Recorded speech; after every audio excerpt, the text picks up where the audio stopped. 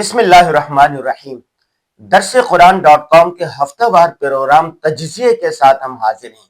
حسب معمول ہمارے ساتھ تجزیے میں موجود ہوں گے مفتی عبد المنعم فائز صاحب۔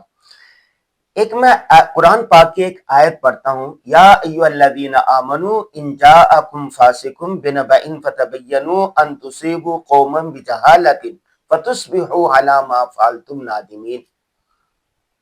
فائز صاحب، یہ جو میں نے سورہ حجرات کی آیت پڑھی ہے، اس پر گفتگو کرنے سے پہلے آپ یہ ویڈیو ذرا دیں۔ ہم یہ بھی دیکھ چکے ہیں کہ ہماری مسجدوں میں یہ سیکیورٹی فورسز جو ہیں وہ کتے باندھتے تھے، اور جب ہم جاتے تھے ہم کہتے تھے کہ یہ مسجد کی توہین ہے، تو وہ کہتے تھے کہ یہ کتے اور آپ جو ہے یہ ایک ہی بات ہے۔ کیا کہیں گے؟ بسم اللہ الرحمن الرحیم۔ دیکھیں، یہ دعویٰ ہمارے ہاں ہر دور میں رہتا ہے۔ پاکستان میں پاکستانی فوج جو ہے اس کو اس وقت دو طرفہ مشکلات کا سامنا ہے۔ ایک تو عوام میں مقبولیت کم ہے، دوسرے نمبر پر جو دہشت گرد ہیں ان کے حملے بڑھتے چلے جا رہے ہیں، اور بلکہ اسٹیٹ اسپانسرڈ ہو گئے ہیں کہ باقاعدہ ایک پورا ملک افغانستان ہے جو ان کو رکھ رہا ہے، پال رہا ہے، تربیت دے رہا ہے، ان کو پھر بھیج رہا ہے دستوں کی شکل میں، وہ حملہ کر رہے ہیں۔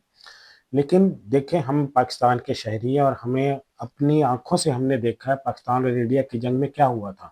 پاکستان انڈیا کی جنگ میں یہ ہوا تھا کہ انڈیا نے پاکستان کی مسجدوں مدرسوں کے اوپر اٹیک کیے۔ مسجد مدرسے تھے نا، وہاں کون شہید ہوا؟ علماء، ان کے بچے، ان کی فیملیز شہید ہوئی۔ ان کے مقابلے میں پاکستانی فوج نے پھر ان کے اوپر حملہ کیا، اور پھر الحمدللہ پاکستان نے زبردست ان کا بدلہ لیا۔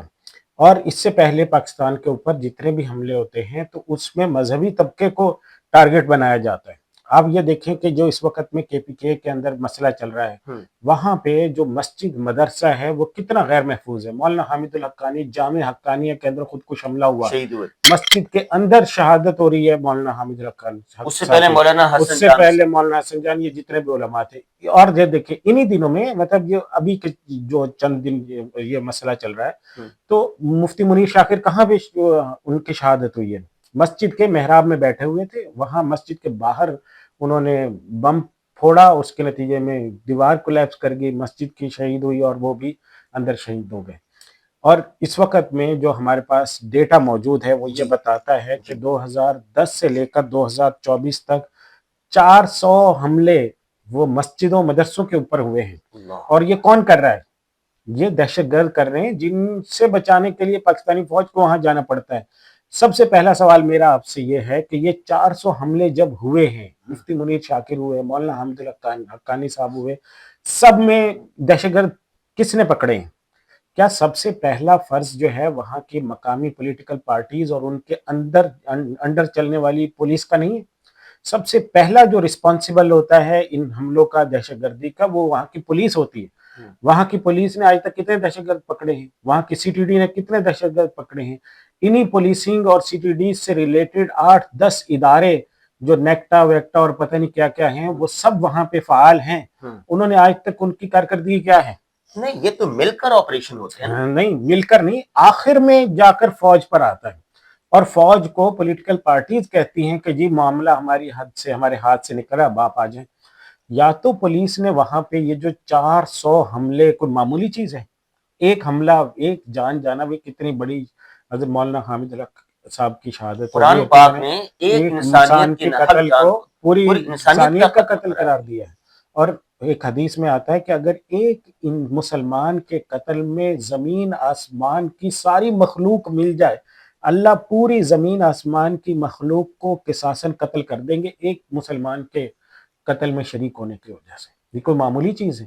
اب اس کے اوپر بیٹھ کر یہ صرف دعویٰ کر دینا، اور آج کل دور جو ہے وہ ایویڈنس کا ہے، آپ ویڈیوز لے کر آئیں، کوئی ثبوت لے کر آئیں، دنیا میں جب بات میری بات سنیں، ایک جب یہ سہیل افریدی صاحب نے یہ دعویٰ کیا ہے تو بتائیں، آج سوشل میڈیا کا دور ہے، سوشل میڈیا پر، الیکٹرانک میڈیا پر، پرنٹ میڈیا پر، یہ دنیا بھر کی چیزوں پر کوئی ایک ویڈیو، کوئی ایک ثبوت تو ہونا چاہیے نا۔ کوئی ایک ویڈیو آپ دے دیں، کوئی ایویڈنس دے دیں۔ یہاں پہ میں آپ کو اپنی بات بتاتا ہوں، ہمارے اپنے شہر وہاڑی، وہاں کے خطیب صاحب مجھے ملے، ہماری جامع کے وزٹ پر آئے، تو میں نے کہا کہاں؟ کہنے لگے کہ یہ میرے ساتھ 8-10 لوگ ہیں، ہم آرمی کے مختلف وہاں پہ ٹریننگ سینٹرز میں ان کے مختلف آفیسز کے امام ہیں، خطیب ہیں، हर आर्मी के हर दफ्तर के अंदर, हर ट्रेनिंग सेंटर के अंदर, हर एक जगह पे कैंट एरियाज के अंदर आपको बकायदा उनके मुलाजिमीन में एक बहुत बड़ा कैडर जो है आइम्मा का है, खुतबा का है, और कितनी सैकड़ों हजारों की तादाद में उलमा खुतबा वहाँ पे मौजूद है। और अभी रिसेंटली जो डेवलपमेंट हुई जिसमें अल्हम्दुलिल्लाह जामियत रशीद के बहुत से फजला वो फौज में कमीशन ऑफिसर भी बने हैं, फौज के अंदर आरएमओज भर्ती हुए हैं, रिलीजियस मोटिवेशनल जो उनके ओहदे दिए गए हैं बाकायदा उनको, और इतनी बड़ी तादाद में मदारिस के लोग वहाँ पे मौजूद हैं। आप उनसे पूछें कि वहाँ पे क्या फौज वहाँ के मस्जिदों को गिराती है या आबाद करती है। इस वक्त में सबसे मेंटेन्ड नहीं, किसी ये सोसाइटी में नहीं। अगर मस्जिदें हैं गाजी साहब, किसी जगह पे आप चले जाएं, पूरे शहर कराची का दौरा करें, तो सबसे मेंटेन्ड जो मस्जिदें होंगी वो आपको कैंट एरियाज में मिलेंगी। सबसे अच्छे हालत में जो इमाम मिलेंगे आपको वो कैंट एरियाज के नहीं, इमाम इसमें मिलेंगे। ये लोग फिर ये कहते हैं ना कि साबिक आमिर मुशर्रफ ने लाल मस्जिद पर वो हमला किया था, वहां पर बमबारी की थी, ये जी जी किया था, वो इस तरह की कुछ मिसालें देखें, हैं। जो लाल मस्जिद वाला वाकया था वो गलत था, उसकी हर किसी ने मुखालफत की है और हठधर्मी थी। मुशर्रफ का वो जाती वो फेल था और उसकी हर कोई मजम्मत करता है, और हर फौजी भी उसकी मजम्मत करता है। इसीलिए वहां पे फौज के में कोई हमदर्दी इस हवाले से नहीं, या हमने जिन लोगों से भी बात की वो आज तक उस मुशर्रफ के इस जो तर्ज अमल है इसकी कोई भी दिफा नहीं करता है। बहुत सारे उसके लेकिन इक़दामात ऐसे थे जिनसे बहैसियत दारा बरात का ऐलान करता है। हाँ जी, तो सबसे पहली सबसे बुनियादी चीज ये देखने की होती है कि हमारे सामने 1947 से लेकर अब तक का डेटा मौजूद है। 90s के बाद से, खुसूसन जब 9/11 हुआ और उसके बाद जो इंडिया अमेरिका आके हमारे पड़ोस में बैठा और उसके बाद दहशतगर्दी की लहर में तेजी आई, इसके बाद के जो वाकयात हैं वो हम सबको नजर नहीं आते। जब ऑपरेशन ज़रब अज़ब हुआ है, तो ज़रब अज़ब के नतीजे के अंदर जो आईडीपीज थे वो सब वापस अपने घरों में आबाद हुए कि नहीं हुए? वहां के सारे इलाके क्लियर करने के बाद, या वहां पे जाकर कोई कब्जा करके लोग बैठ गए हैं, वहां से लोगों को निकाल दिया, कुछ भी नहीं, सब लोगों को अपने घर वापस मिले। डेवलपमेंट के जितना काम होना चाहिए था उतना हुकूमतों ने नहीं किया, और उसमें हुकूमतों की नाकामी है। आप सबसे पहले ये पूछिए कि जी पिछले 12 साल से कौन से लोग वहां के हुकूमत कर रहे हैं, उन्होंने इस नाम पे जो फंड्स लिए हैं, तरक्याती फंड्स, वो अपने इलाकों में कितने लगाए हैं? उनसे पूछिए कि उन लोगों ने इन लोगों की बहबूद के लिए, आबादकारी के लिए, घर बनाने के लिए फंड्स क्यों नहीं लिए? हर बजट मिलता है ना, वो बजट कहां पर गया है जो तरक्याती फंड्स वहां पर थे? अच्छा, आप देखें ये ज़रब अज़ब के अंदर तकरीबन 90% जो नेटवर्क था दहशतगर्दों का वो खत्म हुआ है, और दहशतगर्दों का सफाया कर दिया गया इन्हीं पूरे केपीके के एरिया से। ऑपरेशन रद्दुल फसाद का जो डेटा हमारे पास अवेलेबल है उसमें 1,20,000 ऑपरेशन हुए हैं जो फौज ने किए हैं, और 700 टन असलहा, 700 टन मतलब कोई मामूली चीज नहीं है। इतनी बड़ी तादाद में असलहा वहां से निकाला के रिकवर किया गया, जो तहवील में लिया गया, और 90% जो खुदकुश हमले हैं वो खत्म हुए हैं इस एक ऑपरेशन रद्दुल फसाद के नतीजे में। तो इस वक्त में भी पाकिस्तान एक हालत जंग में है, और सारी दुनिया को अब पता चल गया कि अफगानिस्तान से दहशतगर्द बाकायदा ट्रेन करके भेजे जा रहे हैं, उनमें 70% अमेरिका भी हो सकता है, इंडिया भी हो सकता है, इसराइल भी हो सकता है, कुछ वहां सारे मुल्क अपने अड्डे बना के बैठे हुए हैं, पाकिस्तान के दुश्मन वहां जमा है और वो पाकिस्तान को कमजोर करने के लिए भेज रहे हैं। अब ऐसे मरहले पर हमें कौमी इज्तिमाइयत की जरूरत है, इत्तेहाद की जरूरत है, और हर बंदे को अपना किरदार अदाई, मसलन सबसे पहले नंबर पे पुलिस कहाँ पे है, पुलिस सूबाई हुकूमत कहाँ पे, सूबाई की जिम्मेदारी है। सूबाई हुकूमत डेटा देना भी, उन्होंने इन दहशतगर्दों के खात्मे के लिए क्या किया है? जो लोई महमद का इलाका है जिसके ऊपर दहशतगर्द काबिज हो चुके हैं, वहां की पुलिस कहाँ पर है, वहां की हुकूमत कहाँ पर है, वहां का जो सरकारी सेटअप है वो क्या कर रहा है, और उस नाम पे जो फंड्स लिए जा रहे हैं वो कहाँ इस्तेमाल हो रहे हैं? जैसे ऑपरेशन रद्दुल फसाद हुआ, उसके बाद होना ये चाहिए था कि वहाँ डेवलपमेंट का काम होता, तामीर और तरक्की का काम होता, ताकि उनको पता चलता कि हमदर्दियां होती वहाँ पर। जब आप घर तबाह कर देते हैं, बमबारी करते हैं, और जो फिर वहाँ के जो मुतासिरीन होते हैं उनको कुछ नहीं मिलता, फिर वो एक नाइंसाफी आती है। बिल्कुल, ये बात सही है। और دوسرے نمبر پہ جو وہاں کی سیاسی حکومتیں ہیں سب سے پہلے ان کو فرنٹ پہ آنا چاہیے. ایسے بیان ان کو دہشت گردوں کے خلاف دینے چاہیے کہ دہشت گرد مسجدیں تباہ کر رہے ہیں, مدرسے تباہ کر رہے ہیں, امن تباہ کر رہے ہیں, لوگوں معصوم بچوں کو ڈھال بنا کر حملے کر رہے ہیں, معصوم بچوں کی شہادت کا سبب بن رہے ہیں. تو اس کے ان کے خلاف ایکشن لینے کی ضرورت ہے. اچھا, دوسری بات یہ ہے کہ ابھی جو میں نے آپ کے سامنے ایک آیت پڑھی تھی, ان جاءکم فاسق بنبأ, آج کل جھوٹ, فراڈ اور 2 نمبری فیک نیوز کا اتنا غلغلہ ہے سوشل میڈیا میں. ابھی کل کی بات ہے کہ شیخ الاسلام مفتی محمد تقی عثمانی صاحب کے نام سے ایک پوسٹ چل رہی تھی. شیخ الاسلام باہر سفر پر گئے تو میں نے حضرت کو میسج کیا, میں نے کہا حضرت آپ نے اس قسم کا کوئی کیا بیان دیا ہے یا نہیں, یہ پوسٹ وائرل ہے. شیخ الاسلام صاحب نے کہا کہ میں اس وقت دبئی میں ابھی اترا ہوں اور دبئی میں بیٹھا ہوں, مجھے تو پتہ ہی نہیں, میں بیرونی سفر پر تھا, میں تو بیان دے ہی نہیں سکتا تھا, اور میرے طرف نہیں دیا. اللہ تعالیٰ بہتان لگانے والوں کو, تہمت لگانے والوں کو, فیک نیوز پھیلانے والوں کو ہدایت دے.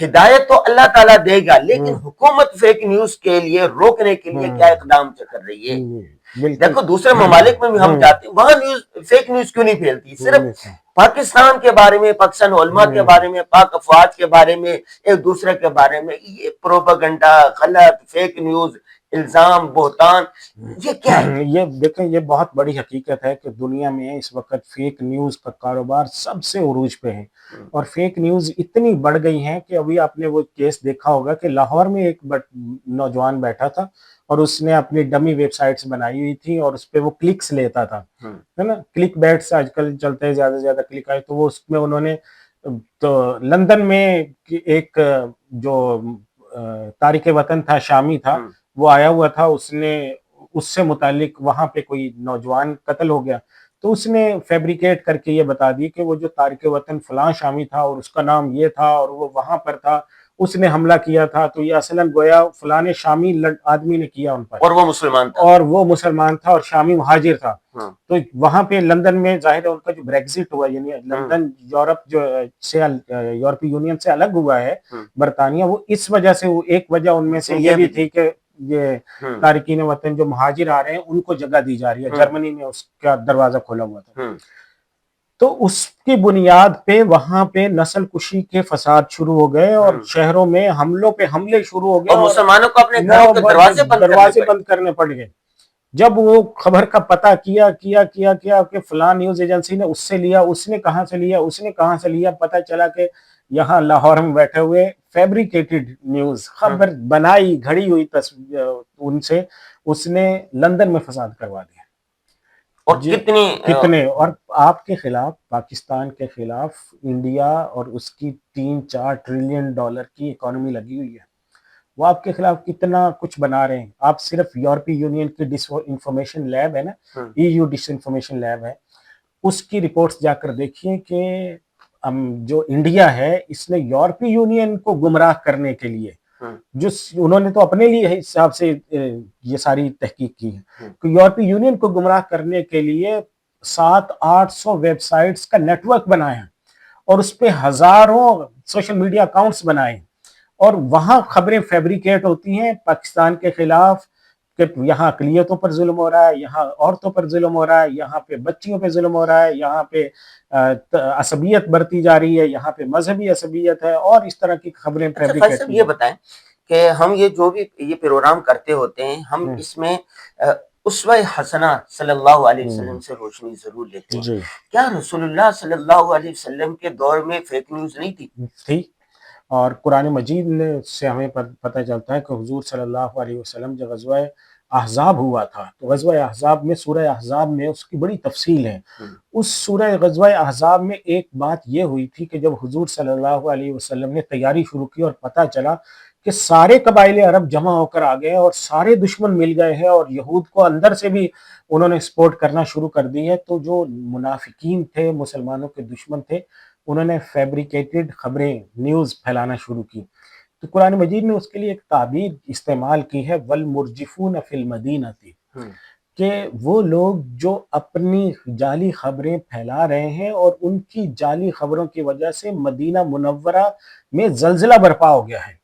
ارجاف کا معنی ہوتا ہے جب زلزلے کے جھٹکے لگتے ہیں نا, وہ تو ہلتی ہے زمین, تو یعنی ان کی جعلی خبروں نے مدینہ منورہ جہاں حضور صلی اللہ علیہ وسلم یعنی دنیا میں سب سے مضبوط اگر کوئی شخص ہو سکتا ہے، دنیا میں سب سے مضبوط اعصاب والا طاقتور آدمی جس کے ساتھ اللہ کی مدد ہے، فرشتوں کی مدد ہے اور ساری روحانی اور قوتیں ان کے ساتھ، جسمانی قوتیں ان کے ساتھ ہیں، اور وہ ہل رہا ہے، تو اس سے پتہ کیا چلتا ہے کہ یہ جو جعلی خبریں ہیں یہ مدینہ منورہ کو ہلا سکتی ہیں، تو ہمارے ملک کو کیوں نہیں ہلا رہی؟ حل کیا ہے؟ حل یہی ہے کہ ان سیرت کی روشنی میں حل کیا ہے؟ حل یہی ہے کہ تصدیق، کہ جب تک آپ کے پاس کوئی چیز تصدیق شدہ نہ ہو اس وقت تک آپ اس کو نہ پھیلائیں۔ جب تک تصدیق آئے گی، جب تک جھوٹ پوری دنیا کا چکر لگا کے واپس آ جائے گا۔ یہی بات ہے، اور اس میں یہی سب پھر یہ بات ہے کہ جب سیاسی سیٹ اپ میں جھوٹ بولنا، یعنی اپوزیشن پارٹیاں جو ہیں ان کا مقصد ہوتا ہے حکومت پہ پریشر ڈالنا، اگر سیاسی پارٹیوں کے اندر ہی اتنا شعور نہیں ہے کہ وہ جھوٹ کو اور سچ کو الگ کریں تو باقی لوگ کیا لیں گے؟ اسی وجہ سے گزشتہ دنوں میں ابھی یہ تجویز جو چل رہی ہے وہ یہ ہے کہ پاکستان میں سیاسی اخلاقیات بالکل انتہائی آخری درجے پر ہیں، تو سیاسی اخلاقیات پر ریسرچ تحقیق کے لیے کوئی یونیورسٹی ہونی چاہیے جہاں یہ پڑھایا جائے، سیاستدانوں کو تربیت دی جائے، سیاسی کارکنوں کو تربیت دی جائے، اور اس کا موضوع یہی چیزیں ہوں کہ آپ کو گورننس کیسے کرنی ہے، لیڈرشپ کیسے ہوتی ہے، آپ کو فیک نیوز سے کیسے بچنا ہے، اپوزیشن کیسے کرنی ہے۔ اچھا، دوسری بات یہ ہے، ایک ہوتا ہے دیکھو ذاتی مفاد، ایک ہوتا ہے قومی مفاد، ملکی مفاد، پوری قوم کا مسئلہ۔ تو لوگ ذاتی مفاد کے لیے اپنی ایک بوٹی کے لیے پورے ملک کو پوری، دیکھو اب یہ ایک بیان ہے، پوری افواج اور اس کی حساب کو دھاؤ پر لگا دیا ہے۔ یہی بالکل، اور اس سے جو ہوگا نقصان وہ اس جماعت کا بھی ہوگا اور سب کا ہوگا۔ تو ضرورت اس بات کی ہے کہ اپنے ذاتی مفاد کو پس پش ڈال کر اجتماعی اور قومی مفاد کو ترجیح دینی چاہیے۔ سیرت سے ہمیں یہ پیغام ملتا ہے، بالکل ایسا ملتا ہے کہ آپ کو جو ریاست ہے وہ پہلے نمبر پر ہے، اس کے بعد آپ ہیں، اس کے بعد لوگ ہیں۔ حضور صلی اللہ علیہ وسلم نے بے شمار حدیثیں ہیں جب آپ صلی اللہ علیہ وسلم نے فرمایا ید اللہ علی الجماع، صحیح، اللہ کا ہاتھ ہوتا ہے، اللہ کی رحمت ہوتی ہے، الجماعت رحمت، جماعت رحمت ہے، الجماعت برکہ، جماعت برکت ہے، من فارق الجماعت شبرا فقد خلا ربقۃ الاسلام، ان دونوں کی جو جماعت سے ایک بالش دور چلا جاتا ہے، جماعت سے مراد ہے اپنی ریاست، اپنا ملک، اس سے ایک بالش اگر آپ دور چلے گئے، اپنے ملک کے خلاف چلے گئے تو آپ نے اپنی گردن سے اسلام کا پھندا اتار کے پھینک دیا۔ اور اسی طرح عصبیت پر بھی سخت، عصبیت پہ اتنی پورا ایک باب ہے ہر حدیث کی کتاب میں۔ عصبیت کے موضوع پر ہم ایک الگ سے پروگرام کریں گے۔ جی ناظرین، ہم نے اس موضوع پر گفتگو کی ہے کہ جھوٹ کو نہیں پھیلانا چاہیے، فیک نیوز سے بچنا چاہیے، الزام تراشی نہیں کرنی چاہیے، اور سب سے بڑھ کر یہ وطن آپ کا ہے، یہ قوم آپ کی ہے، آپ اپنے ذاتی مفاد کے لیے قومی مفاد کو داؤ پر مت لگائیں۔